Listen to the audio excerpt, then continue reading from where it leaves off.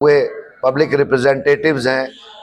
मैं स्पेशली बात करूं तो हमारे चुने हुए विधायक, चाहे वो किसी भी राजनीतिक दल से ताल्लुक रखते हों, आने वाले समय में जम्मू कश्मीर लेजिस्लेटिव असेंबली में बजट सेशन होने जा रहा है और वहाँ कई तरक्की के बात होगी, पॉलिसीज बनेंगी,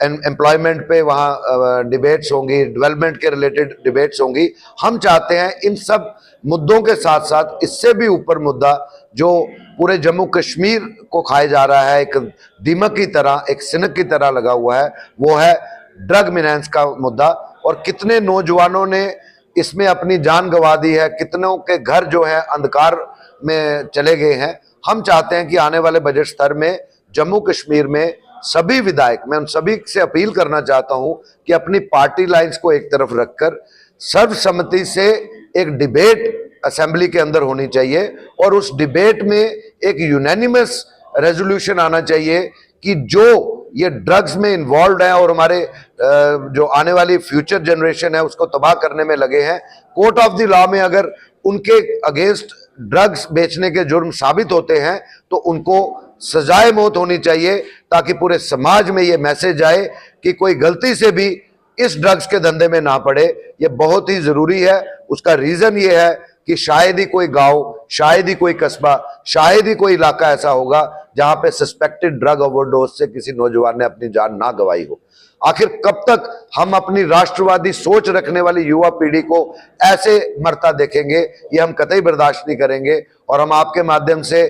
जम्मू कश्मीर एडमिनिस्ट्रेशन और खासकर पुलिस डिपार्टमेंट को भी ये कहेंगे, जो आपके डिपार्टमेंट के अंदर काली भेड़े हैं उनको भी आइडेंटिफाई कीजिए और उनके खिलाफ भी सख्त से सख्त कार्रवाई कीजिए, ताकि समाज के अंदर एक विश्वास बहाली हो, लोगों के अंदर एक विश्वास हो कि पुलिस वाकई हमारे लिए काम करती है। और जो लोग ये नशे का गोरख धंधा कर रहे हैं, जो ड्रग्स को बेच रहे हैं, उनके लिए कड़े से कड़े चाहे कानून आने चाहिए और उनको सख्ती से उनके साथ डील करना चाहिए, ताकि हमारा जम्मू कश्मीर जो है वो तरक्की की राह पे जाए और ये पूरा जम्मू कश्मीर एक ड्रग फ्री जोन बने। ये जो सप्लाई हो रही है और से आ रही है या फिर हमारी नेबरिंग स्टेट से आ रही है, तो इसके लिए क्या कदम उठा सकते हैं? देखिए, बहुत ही इंपॉर्टेंट क्वेश्चन आपने पूछा है और मैं ये कहूंगा कि पिछले 30-35 सालों से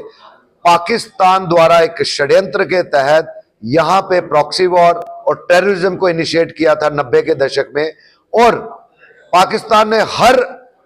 जो है हरबा भरता कि जम्मू कश्मीर में अमन अमान ना रहे। लेकिन हम सल्यूट करेंगे अपनी इंडियन आर्मी को, पैरामिलिट्री फोर्सेस को, जे.एंड.के पुलिस के जवानों को, जिन्होंने अपनी शहादत देके जम्मू कश्मीर को जो है टेररिज्म से जो है निजात दिलाने की पुरजोर कोशिश की। पाकिस्तान को कहीं ना कहीं लगता है कि ये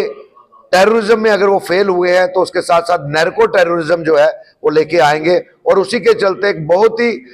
सोची समझी साजिश जो है उन्होंने की है। और ये टेररिज्म के साथ साथ नैर्को टेररिज्म, जैसे आपने कहा, ये पाकिस्तान से उस पार से इधर लाने का इनका प्रयास रहता है और यहां से जम्मू कश्मीर और पूरे देश में नशा फैलाने की कोशिश जो है वो कर रहे हैं। इसको